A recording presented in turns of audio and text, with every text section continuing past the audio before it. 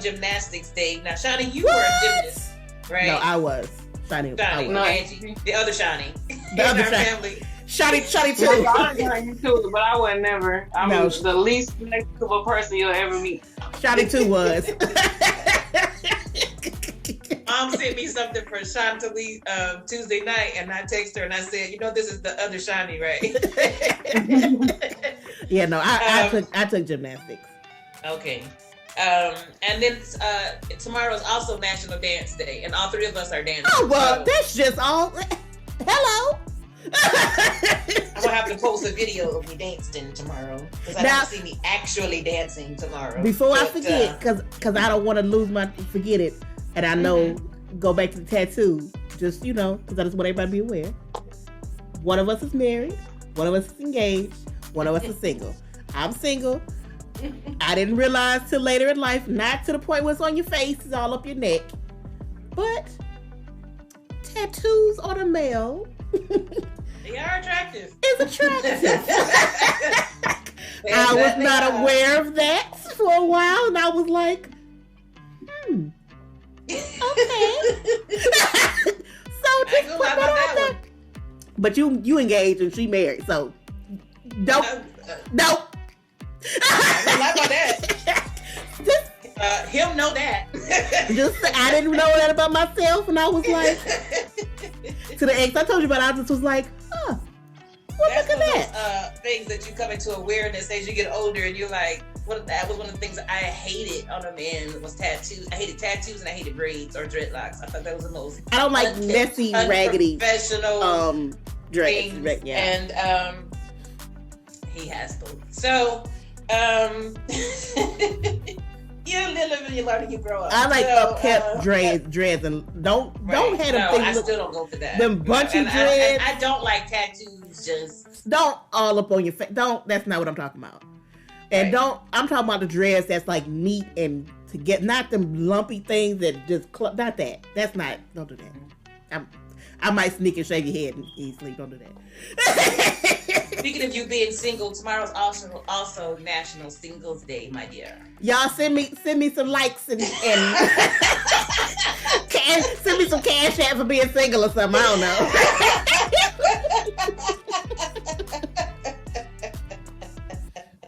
I've been single for some years.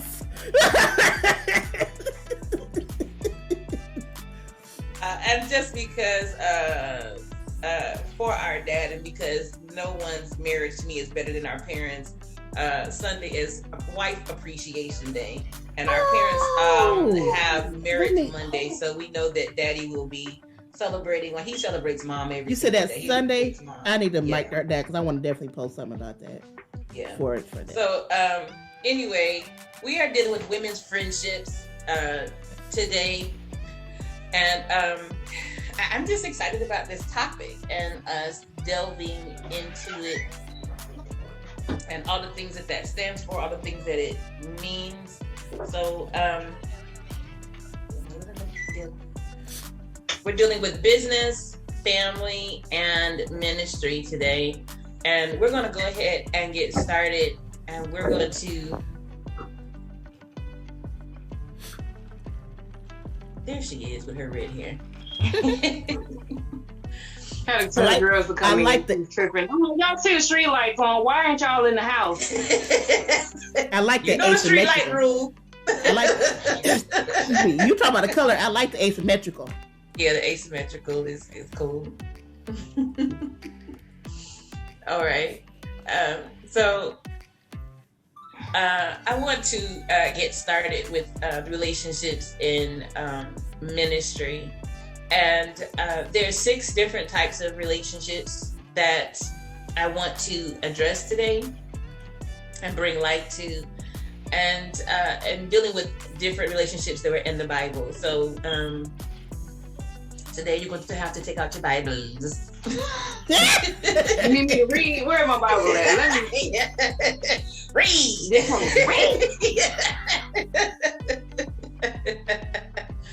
We are going to have some scripturatization today, but I did enjoy preparing for today because it just gave me some enlightenment. So I want to get through this as quickly as possible, but I want to help us get some understanding. So the first relationship is the relationship between Ruth and Naomi. So in the book of Ruth 1:16, actually 15, well, we'll go from 16 to 18.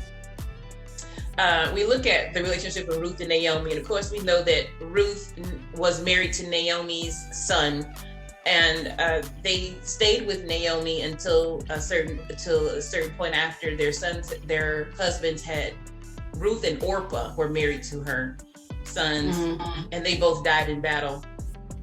And so Naomi released both of her daughters-in-law to go back to their home, their homeland, their people, and their gods. And so Orpah, who actually Oprah is named after, but her people couldn't spell. And that's actually the story. She tells it all the time. I always wondered that, but I didn't know if that was for real. No, that's for real. And so Orpah, of course, left her and went home. And so Naomi says to Ruth in verse 16, Naomi told her to go. And so Ruth says to her, don't ask me to leave you and turn back. Wherever you go, I will go. Wherever you live, I will live. Your people will be my people, and your God will be my God. Wherever you die, I will die, and there I will be buried. May the Lord punish me severely if I allow anything but death to separate us. When Naomi saw that Ruth was determined to go with her, she said nothing more. And so we see, first of all, I want to say that Orpah was not wrong when she left, because sometimes someone is in your life for a season. She served when she was with Naomi. She was honorable, she was respectful, she was a daughter-in-law that she was supposed to be. But when you're a Ruth and you have the bond with Naomi that she had, it surpassed the connection of family. So she understood that Naomi was more than her mother-in-law. She understood that God placed Naomi in her life. And they didn't even have the same religious background. Wasn't of the same religious belief. So it was deeper than that for Ruth. She understood that she had something to learn from this older woman, that she wanted to be close to her. She understood that this was in fact her mentor. So when I look at this relationship, you have, in ministry, you'll have the older woman, the younger woman, you'll have the quote unquote evangelist and missionary, or you'll have the mentor and mentee relationship. And it's also a depiction of a true friendship, regardless of where the age is, and understanding. I always tell people the actual meaning of friendship is a covenant. It's a covenant the exact same as a marriage. And I think that we don't understand that because we take all relationships way too lightly, first of all, but we take friendships way too lightly. I remember when I was little, and I would call everybody my friend. As soon as I would meet a little girl, I would say, "This is my friend." And my parents would say to me, "You don't even know that girl's name, and you calling that girl your friend. You don't know anything about her, but you're calling this girl your friend." And so, what makes somebody your friend? Because when you understand the covenant, the bond of a friendship, what makes somebody your friend, it truly means what Ruth said, that, I'll die where you die. It means I'll lay my life down for this person. It means that I am connected to you. It means that your life is as important as my life. When you look at the relationship between Jonathan and David, Jonathan was Saul's son. Saul was hunting David's life, and Jonathan laid down his life for David. He faced his father, the king, for his best friend, because that became his brother. That's the covenant. That's the ultimate to me, depiction and what we should look at as what a real friendship is. And so that's when you look at this relationship, you know, because here's the thing that could have easily happened. Ruth, number one, could have easily just left and she wouldn't have been wrong. The dynamic of their relationship could have changed. So she could have easily said, which I see happen in church way too much, that she could have changed the dynamic by saying, well, your son is dead now. We're the same. We're both just two widows out here. We're both just two women. We're both just two. We both preachers. We both called. You anointed, I'm anointed. I see that happening all the time. You got a title, I got a title. She could have become familiar with Naomi, but that would not have been good for her because that's not what God placed her in her life for. So she understood why Naomi was in her life.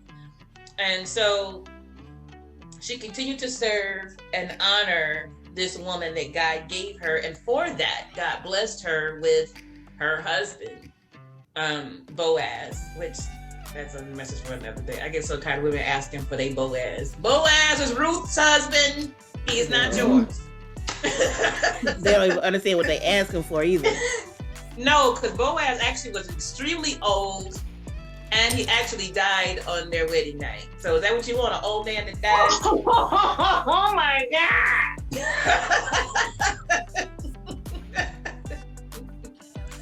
They don't know what they be asking for. I did not know he died on a wedding night. I want a husband that lasts a couple days longer Poor than Ruth. my wedding night. So let's move on to the relationship between Mary and Elizabeth.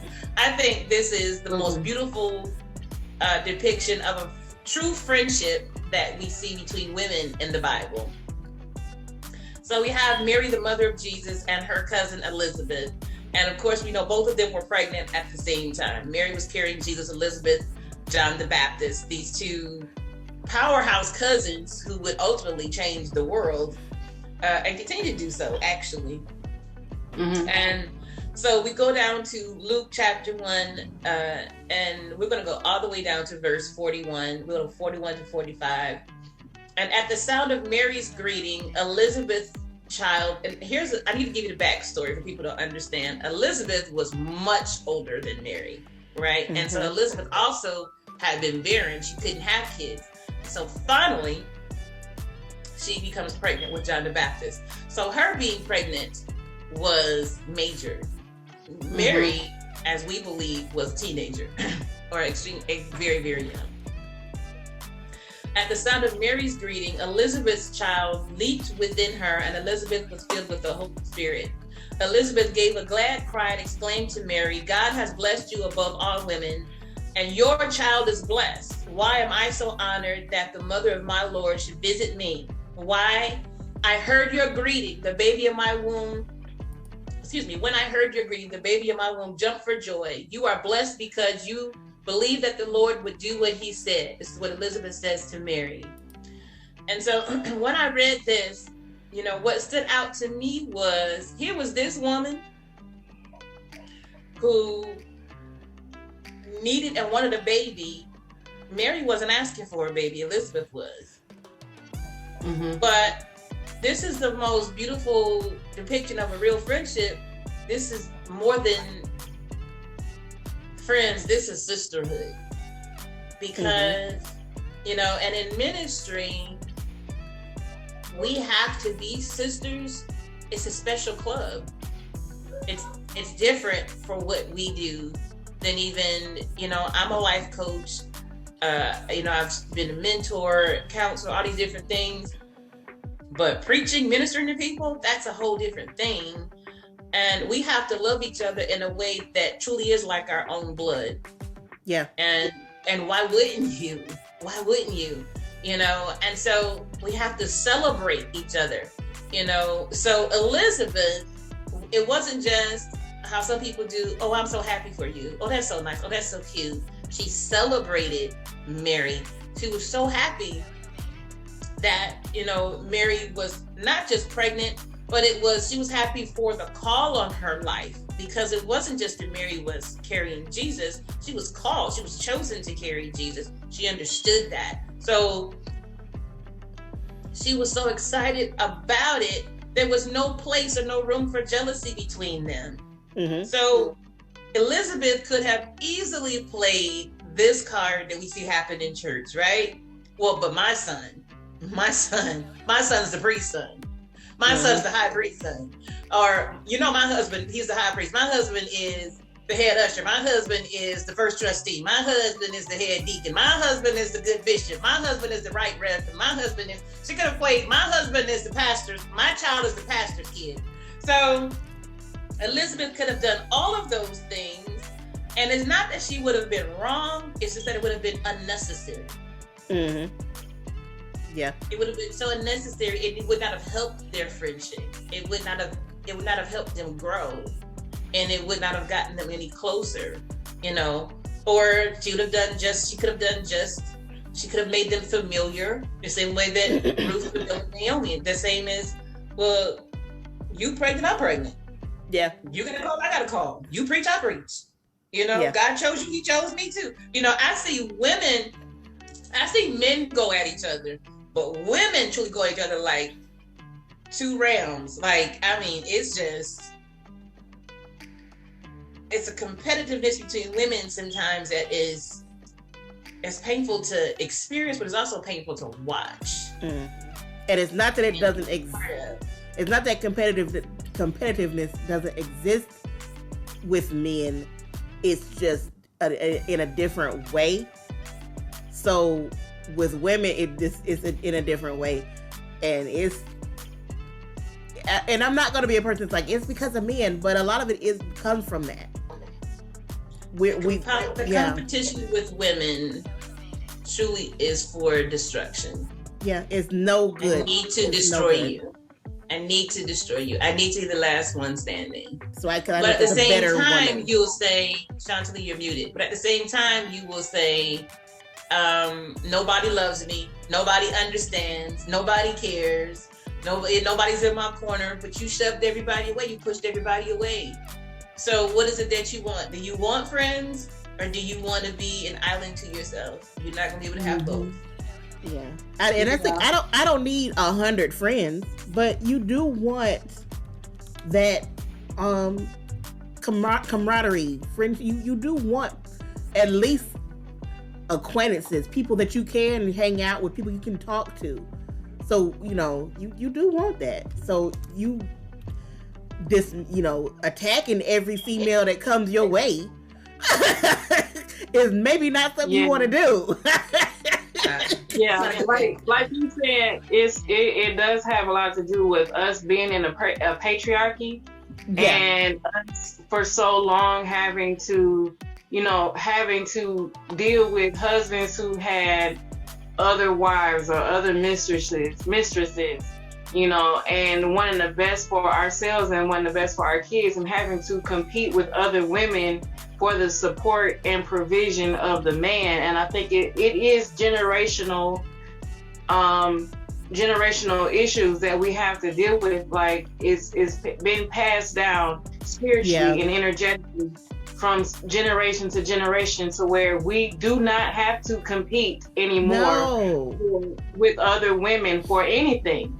But we still have it in our energetic space that we do. And so I really think that we need to really understand that when we compete against each other, neither one of us win. The man might win, like for example, if you're one of those women who feel like you need to, one of the women that feel like you have to fight off another woman to keep your man, who really won? Right. What did you win? The cheater? You won the cheater? Wow. Yeah, you won. Cheat again. and the thing is, it's not just with romantic relationships, but I think it's deeply ingrained in us that we have to compete with each other for success. And everybody competes with everybody now, basically on some way or another. Yeah. But we have it in us to compete with other women, and it doesn't help either. It doesn't help any woman. Especially as you look at what women compete in general. I always want to say in general, compete with. A lot of times, if you boil a lot of stuff down to, it's who's the prettiest, who's the smartest, it's stuff that's just like, why does that matter to you? Right. Why do I care that you look better than me? Why do I care, or if you look better than me? Why do I care if you seem smarter than me? Or if you're more accomplished than me? Like, stuff that really boils down to what, quote unquote, men look for in a wife. Mm-hmm. And you're competing in your mind, and sometimes you're competing against women who aren't even competing against you.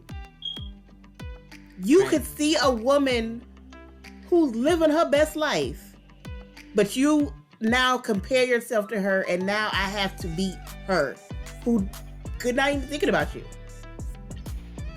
But you have to beat her in your mind. Like, it's when you break it, that's sad. It's really sad. It's really sad. We're going to look at the third relationship with women. These are the women at the cross. They became what we believe some of the first evangelists. And this is between Matthew 27 and 28. And I'll just kind of go through that. We're not going to read these scriptures per se, but when we look at these women, these were the women who were there at the crucifixion. These were the women who kept coming to the tomb while Jesus was buried. They were there. Disciples were not. No. These were the women who were there when Jesus first rose. They were there. These were the women who were there. And these were the women that the angel first appeared to and told them to go and you'll find Jesus. Go tell people that he's alive. And they ran. They were the people who first told the disciples he's alive. Yeah. And began to spread the good news. When I look at the relationships of these women, the first thing I think is important to know is that these were the women who had major testimonies. These were the women, these were the adulterers, the women who were with other men. These were the broken, battered, bruised women that Jesus healed, restored, renewed. So amongst these women, there was no judgment. No. There could have been. Oh, because a lot of times, and especially in church circles, and this bothers me amongst women who become, we'll say, titled, called. And people remind each other of what they used to do, but forget the assignment that we're on. Honey, we all have a testimony. We all came from something. He saved us all from something. Whether what he saved you from is not the same as what he saved me from, we're all saved from sin. And so it could be easy for them to have been there and been, well, I don't want to stand next to her because, that was the woman caught in adultery. I don't want to be next to her because, that's Mary Magdalene. You know her story, and so it could have easily been that. But these were the women who just loved Jesus. And I believe that for them, these are the women who all collectively said, I've been in his presence. I know what it means to know him. I know what it means to have your story. I know what it means to need him. And I know what it means to be restored. And when I think of these women, if we were to look at these women now, these are the women who make sure you got a ride. These are women who make sure your kids are good. Make sure you got something to eat. Make sure you got gas on. These are women who show up when you do something, not because they need the microphone or because they need to be seen, because you need the support. Yeah. Because we are a sisterhood, because we do believe in each other. And these are the women who stay focused, stay supportive. They just understood the assignment and the mission, and they understood these women, more than his own disciples, knew who Jesus was. It really did. They didn't question it. They just believed. And so they understood what it meant to be co-laborers. They didn't need titles. They weren't apostles. They weren't evangelists. They weren't prophets. You know, Yeah. I listen to some people now, and they can't do nothing to their license or title. Oh God. And you know, yeah. I remember, and I'll even say for myself, when I first, you know, I've been active in ministry since I was 16 years old, but I didn't get my license till I was 22. No, excuse me. I was 25 maybe. And so I did my first message when I was 22. Okay. And so I remember being in tears asking my parents, and I watched person after person go through Faith, Hope, and Love, our church in Michigan, be licensed. And I was like, nah, I know. I know I'm at least as good as this person. And two of them I knew. I was like, really? Okay. And so I felt like I was just being done so wrong and so overlooked. And I remember to know our dad is you gotta love him. He's just a person of so few words, but his words are so impactful. And he just said to me, you don't need a license to do what you've already been doing. No. Yeah. And I was like, no. It just was so revelatory. And he said, the people that we licensed, they need it because they need the validation. And they're not going to do nothing till they get this piece of paper. But you've been doing it your whole life. You've been groomed for it your whole life. Yeah, the experience. Walking in it. You've always known the word. And so I thought, because I really got to the point that I was like, get it, don't want it, don't need it, keep your calling, keep your license, don't want it. I ain't thinking about it no more. It just had not even been an issue for me. I had got to the point that I thought I'm just never going to be licensed or just not in this church, it's just whatever. And so I realized in that moment where they saw me and who I was, you know. And it's something I've laughed about so many times now because I made such a big deal about a piece of paper versus knowing who I was. Exactly. And the actual call on my life. Because you were doing all that way before 22. Right. And I was, you know, verbally received the call of my life when I was 14 years old.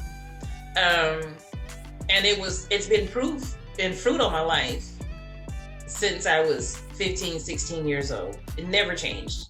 So, you know, for me, I was just like, when did I get to the point that I needed that piece of paper or I needed that card? Being around other people. Being around other people who was needing it, thirsting for it so much. So, well, that's again, actually we look at these very similar to, well, in a different way, I would say, especially being here, I know what my gifts are and I know what gifts I've expressed in church and stuff like that. And I would tell Mom, I do not want to be called a prophet. I don't need to be called that. Have I prophesied? Whatever, yeah. But I don't need that, nor do I want it. And it was somebody kept slipping up and calling me minister, and I was just like, I'm not a minister. I don't need that. I have not been ordained, nor do I'm sitting here searching to be ordained. So I don't have a title. I do not, and I'm not sitting here begging for a title. I do what I do. Don't do it. I do what I do. I don't do what I don't do, and I'll go on my life. I don't need that to do anything, right? At all. Like, you know, why do I need to be, you know, ordained or I need to be called minister. I need to be called prophet. I need to be called. No, I don't. Yeah. I don't need that for anything I do in my life that I know exists. I know when I hear things. I know when I see things. I don't need somebody to call me prophet or Lord, prophetess Angelique to be anything. It doesn't exist less. It doesn't happen less because I don't have a title. Like, it's not like, oh, you're not called prophet, well, you get less word. Because I think that's the thing with me. Everybody, because I am licensed and ordained, and You are, and I'm not down, but yeah. No, but I'm saying the thing with me now, people feel like they have to keep elevating. So the thing with me now is either people call me elder or they need to call me prophetess, and I'm just like, why isn't minister good enough? Now you just like, why can't you just address your minister Leah? And then I go back and I can tell people I'm Leah because my birth certificate, my birth certificate says Leah. That's actually who I am. Yeah. When God speaks to me, he don't call me minister. No. He don't need my title. So I feel like if God don't need my title, that don't need to be the main thing that I introduce myself as. I go by minister when it's appropriate and when it's needed. So when I'm in the settings where it's appropriate, then it's used. Of course. Leah works. And so, but again, when you look at the relationships of these women, what I think is beautiful is that these women were so focused on Christ that they saw each other the way that they needed to see each other. And I think that's what we should strive for. So these women, if we look at today's culture, these are the women who start revivals. These are the women who spark community movements and create change, because these are the women who just believe and just do the work. Yeah. And so now those are 3 positive relationships. We're going to look at 3 negative relationships with women in ministry. And then, because we got to look at the yin and the yang, right? So we're going to look at Sarai and Hagar. And so in Genesis 16, 4 through 10, we look at the relationship between Sarai and Hagar. And of course, you know, God had already told Abraham and Sarai, God had already told Abraham and Sarai that she was going to have a baby. And poor Sarai, she got impatient and got out of the will of God. And so she tells that will Sarah, always mess you up. I'm getting too old. You know, I can't have a baby. So she offers her maidservant to Abraham and says, go ahead and take Hagar and she'll give you a baby. So we see that ain't what the Lord said. No. And so of course Hagar becomes pregnant. And so when Hagar becomes pregnant, she gets real full of herself. She becomes feeling like she's the top dog now. And so she starts to become very contemptuous with Sarai. She starts to, she's all in her face. She's calling her names because she's carrying the promised child, which she believes. And so Sarai then goes back to Abraham, and she's like, you need to get your chicken check. Like, seriously. You get her, gather her things up. She get out of pocket. And so Abraham, when I read this, I laughed so hard because Abraham is like, so you give clarity. You give her to me that I did not ask you for. And so when she gets out of pocket, now you need me to fix your mess. And so Abraham says to Sarah, do with her as you see fit. I don't want to fix this. So Sarah says to me, when I read this, I said, if you don't ever believe Black people in the Bible, you should read some of these stories, because Sarah begins to physically abuse Hagar to the point Hagar leaves. And so I was like, that's just like a Black woman. She's like, oh, when I get up off this chick, she gonna be gone. Don't worry about it. You want me to handle her? She'll be handled. So Hagar runs away. And God sends an angel to Hagar, and I actually was amused. I thought, Lord, Sarah beat this girl so bad, and even God felt sorry for her and was like, Lord, send an angel down. Send the angel to That's really sad, because back then, if you're somebody's servant, then you have to do what they tell you to do. Yeah. You're right. So she was her servant. She gave her to her husband, and then she catches an attitude and now is mad at her. But nobody told you to be all back up in my face about it, though. No. Been, like this would even he gave her that though, because she was out of the will. This would even have been an issue if you had just did what God didn't say nothing about Hagar. Just held on to your mule till you got pregnant. God didn't say nothing about Hagar. So he didn't tell you when you would get pregnant. He just told you was going to get pregnant. Yeah, just hold on. Yeah, he didn't say nothing about, hey, you just put this woman in the middle of your foolishness. Okay, so the Lord will start with poor little Hagar, sent an angel down by the lake and said, "Go give us some water and some something to eat." The poor little ting.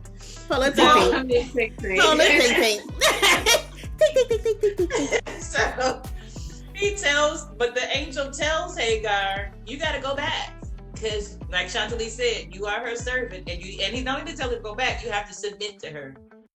And I thought that had to really not been fun. But he promised her that you'll have more descendants. Your son will still be blessed, and he'll have more descendants than you can count. So when you look at this relationship, number one, like Chantilly said, this happened because Sarah, number one, jumped out of the will of God.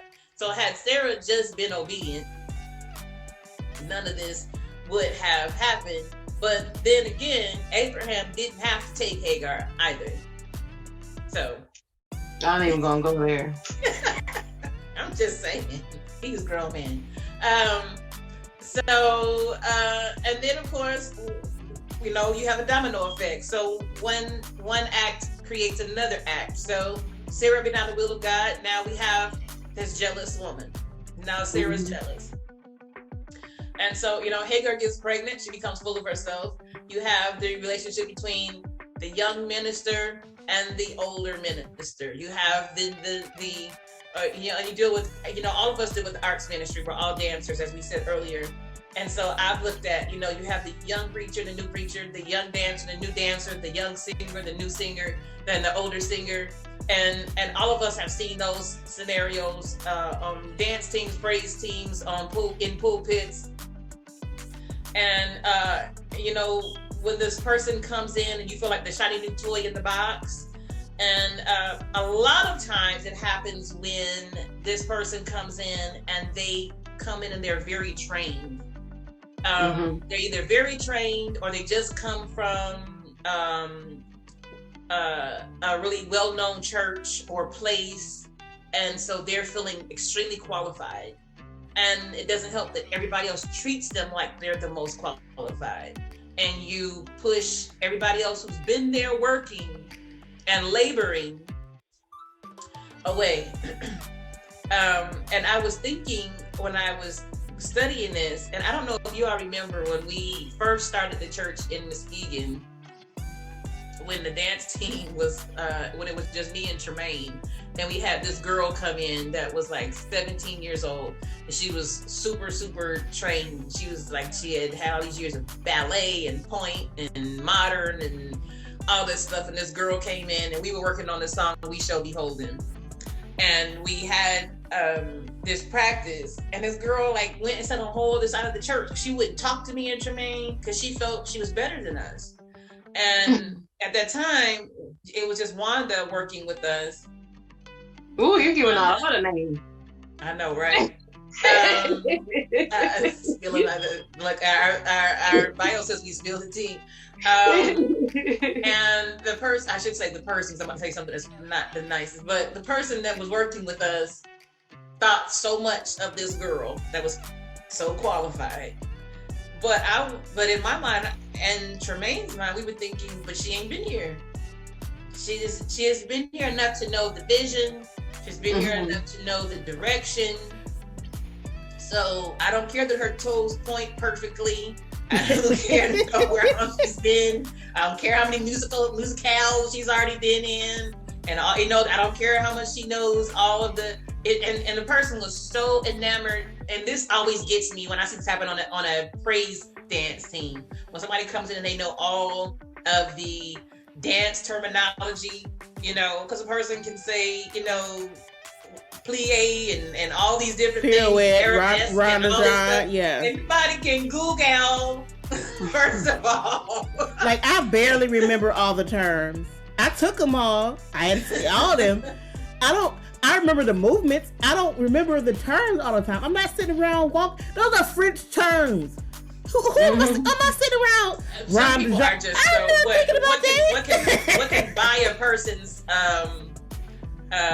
being impressed with you is amazing. 20 years out, I'm not focusing on them terms. I'm just telling y'all. And I'm gonna tell you something. To be quite honest, if you talk to actual factual dancers, unless you're in a ballet class, they're not using those terms. No, you're not. When the old girl from Puff Daddy, she say pop, pop, pop, pop, pop. Yes, exactly. Like ask any of the people. Pop, pop, pop. Exactly. Ask any other PD Cat dancers when I was teaching choreography. Ask them how many times I use a term. Lorianne, that's her name. And how many times did I just say sounds? Most choreographers use sounds. Because I'm not gonna. That like it's just don't let me get. Don't I spoke to somebody recently and they said they heard somebody snap their fingers and they had a flashback to you, Angelique. But anyway, I was snapping with love, but I bet you they got that move. I bet you they got that choreography though. But so anyway, I had a thought about that because here's what ended up happening. We worked on We Shall Behold Him. Do you know, come performance day, this girl.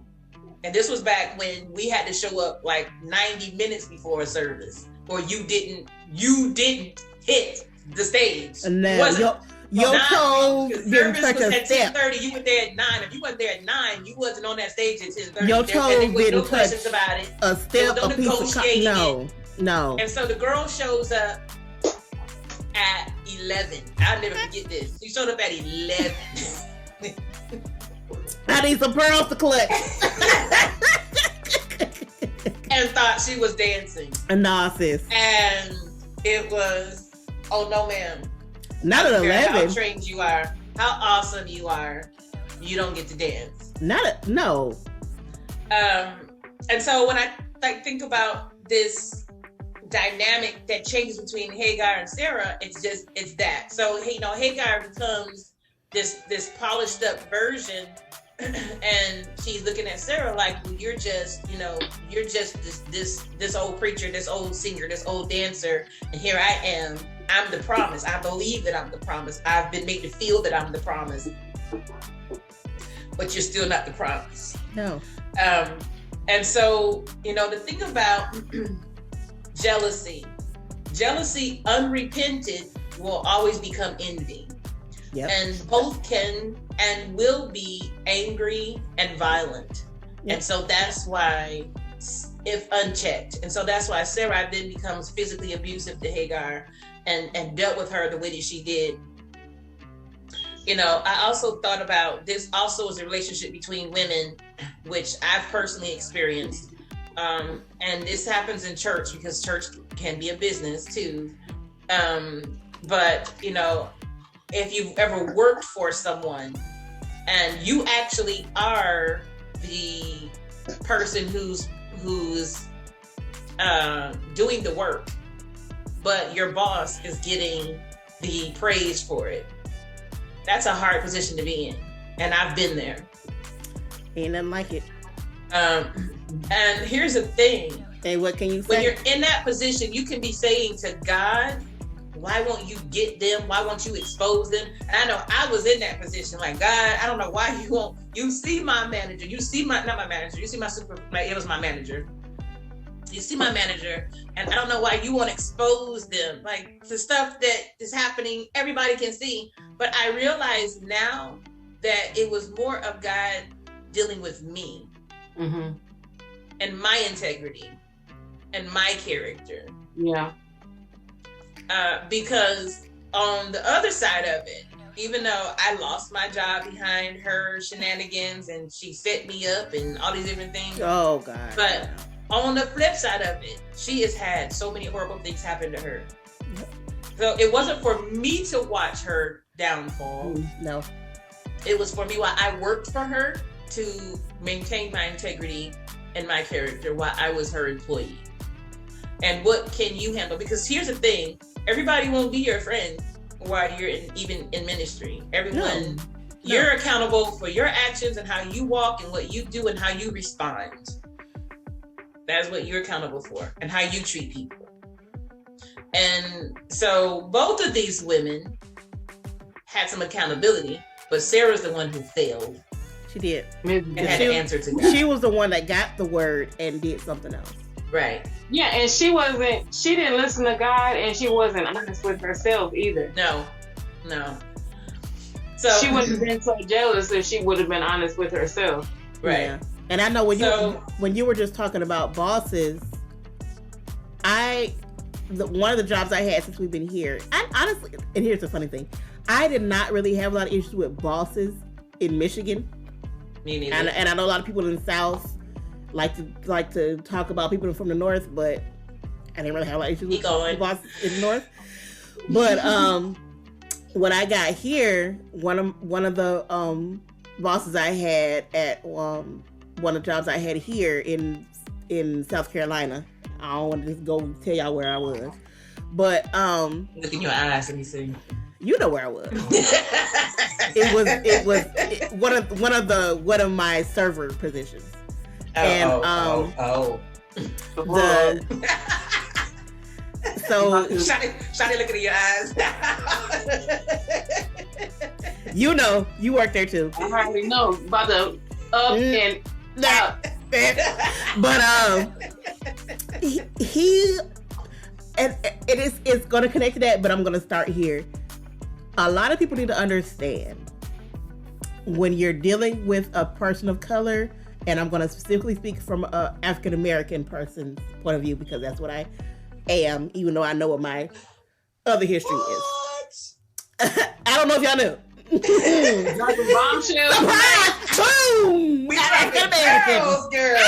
Y'all didn't know. But I will speak from African American specifically because I know people of color as a lot of people. But racism is not always the N-word and obvious crazy stuff in your face.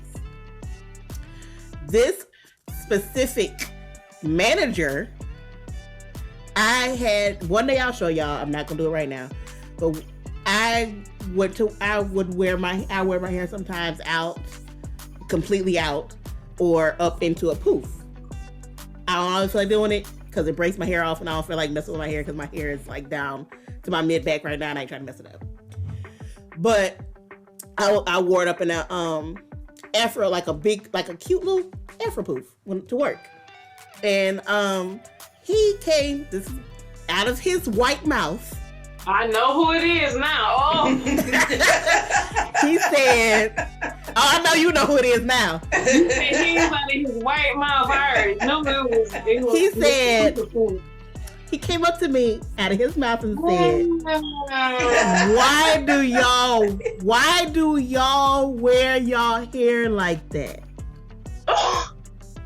Namaste, Shawty, namaste. I said, and it's like, you should have said, why do you cheat on your wife like that?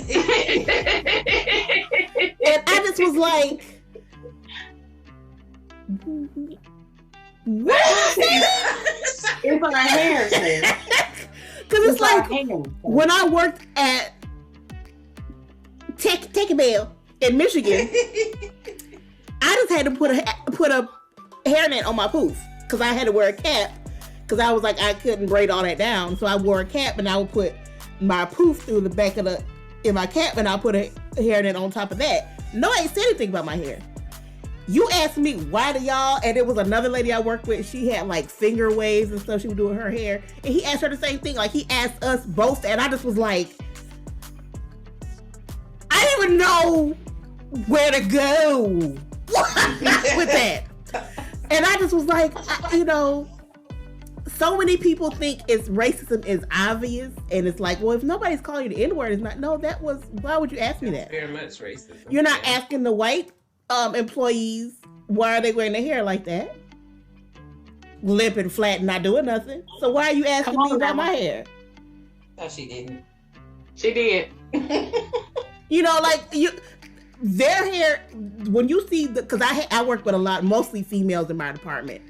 So their hair, when their natural state of hair was just flat and it's just straight. You're not going to them asking them why they wearing their hair like that. Why are you asking me about my hair? Because my hair does this. That's why I'm wearing it like that.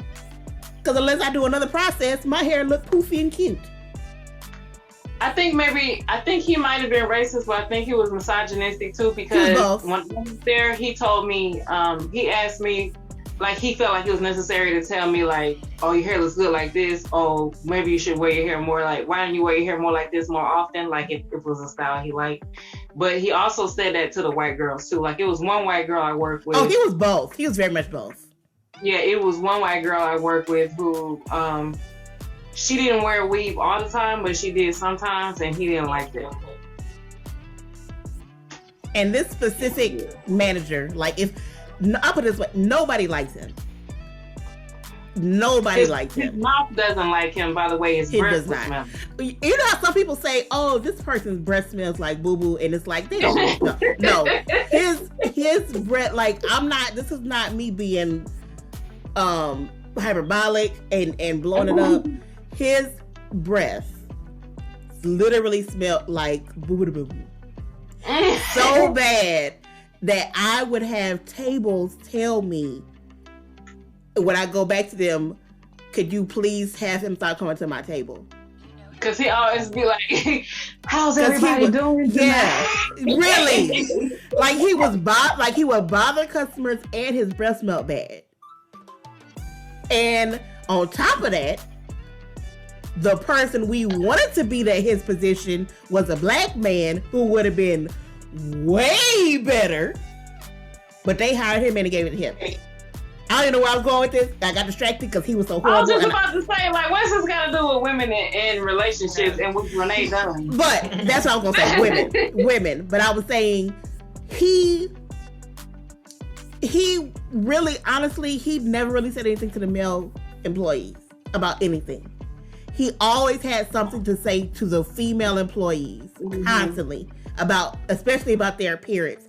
And everybody I worked with was always neat and put together, period. And he always had some kind of comment to say. And this man, I think one of my best days working there was when, and y'all can say what you want to say about it, but when his wife came and tried to run over one of his excess women at work. Excess. Because she was tired of him. And he came in and tried to make everybody look away. And it was like, nah, sir. You've been up in all our face trying to tell us how to look, how to act, how to do all this other stuff. And this the mess you doing in your house with kids. You know, you got all this stuff to say to all these black women and white with dress like this, do your hair like this, do this. Why you? And this what you doing in your free time? It was one of the white girls that I was talking about. She was getting harassed. A guy was up there. He never protected us. Like, females, I told it was leave her alone. Me and another. And I was telling him, like, this guy is drunk. He won't leave her alone. You got to do something. He was like, oh, it's just this or it's just that. Yeah, he did never protect any employee, like female, like no, like we knew if a customer is doing something crazy, we had to protect each other because he's not going to do anything. Yeah, I had to keep going over there and talking crazy. I had to keep going over there, a customer said I stole money, and he didn't. But he was on the customer side till it came out. Till it was like it was just like he was only really like that with the female employees. Like, he would talk over us. He would treat us like we didn't know we was talking about. Even more reason for us to be, for us to have each other's back. Yeah. Like, all he made us do was be more against him and close. Because we was like, if he's not going to look out for us, we got to look out for each other. Because he just didn't care. Like, he didn't, a man in the, so it's like when you see women in general, because some of them go too far, act a certain way, it's you get into the point where you're just like, we have to protect each other. But then it kind of goes another way. It's like, well, if I take his side, maybe I'll be better off, and you know, I won't have to deal with all the other stuff if I'm on his side and do what he's saying and go along with what he's saying. You know, it's just so many things. It's just like, it's so many sides of it. Thankfully, nobody I work with did that, but I definitely understand how women can get into that mindset of, well, let me take the man side of treating these women this way, and then I might come out better in the end. You know, so that's where I was going with that. Thankfully, no, that's where I was going with that. All right. I got 2 more relationships, and then I'll be done with this portion. That was very good. So the relationship between Rachel and Leah. I know you're going to bring that one out.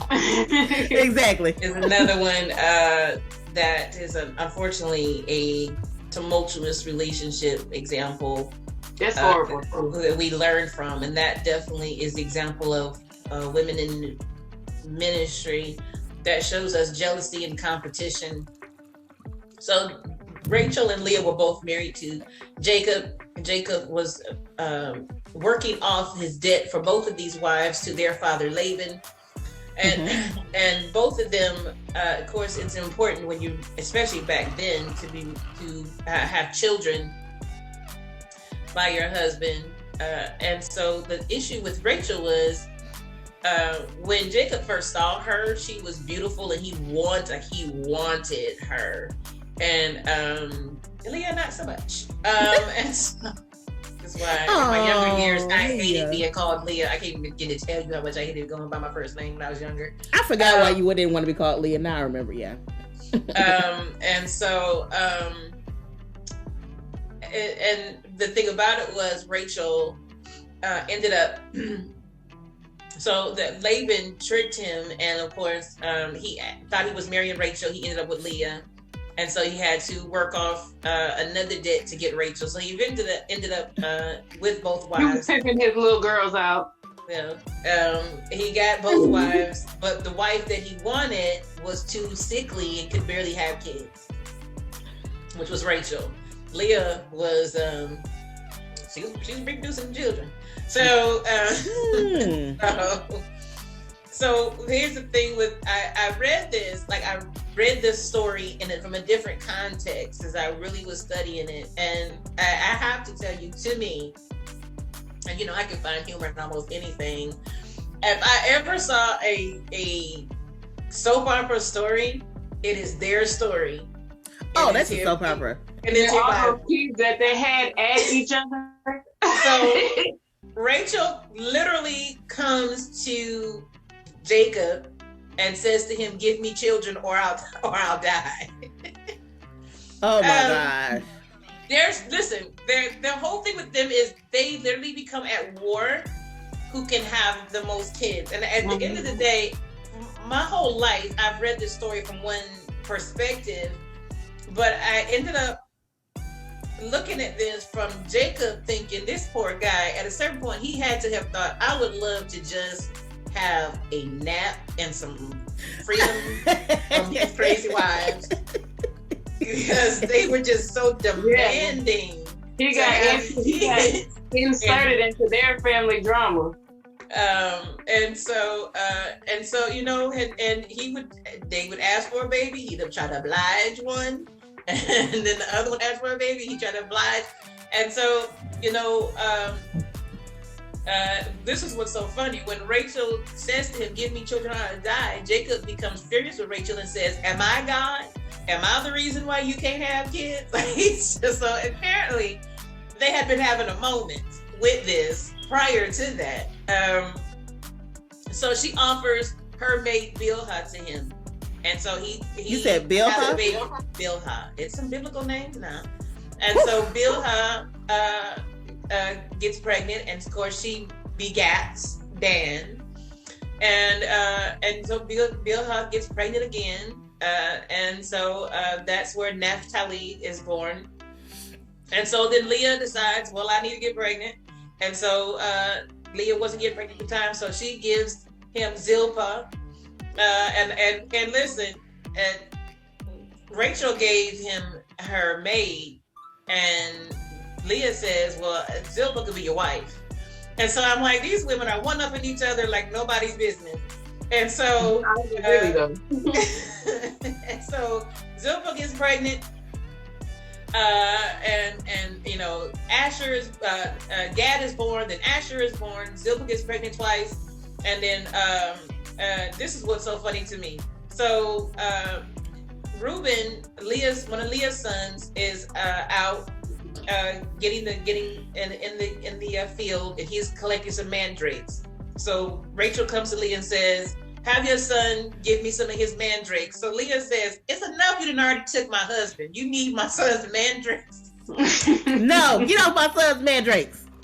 Leave his little birds alone. That's birds, ain't it, little ducks? I thought mandrakes was a plant. It's food. It's food. Food. That was so funny to me. I was like, these sisters are a lot. And so Leah finally, she begs and begs, and so finally Leah lets him go ahead and have some of the boys' mandrakes. The poor child, just trying to collect some mandrakes. He was trying to get some little mandrakes. Y'all took the little mandrakes. And so